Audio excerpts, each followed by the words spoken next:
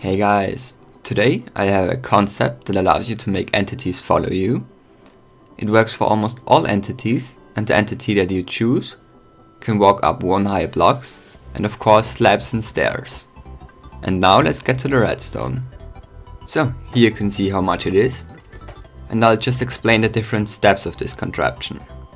In the first step, the system identifies where you are relative to the entity. Altogether there are 8 commands setting the dummy objective move to a value from 1 to 8.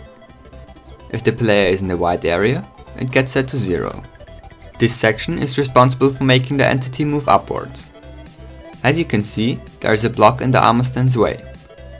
Firstly, there is a command block that tests for air in this spot.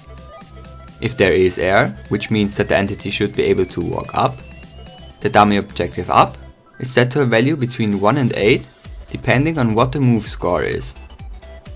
In the same tick, another command block tests for air right here and sets the up objective to 0. Because now there's no obstacle, meaning that the armor stand should just move straight.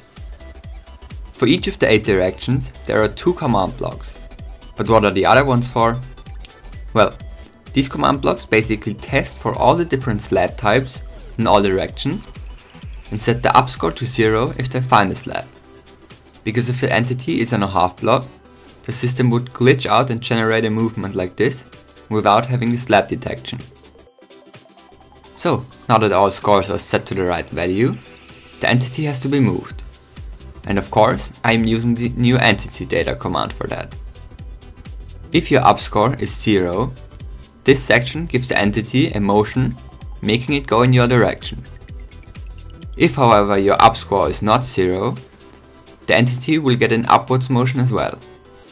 Finally, this segment makes the entity look in the direction it is moving.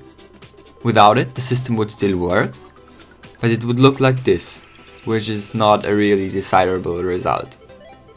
If you download the schematic, you just have to press this button to generate all the scoreboards and to start the clock.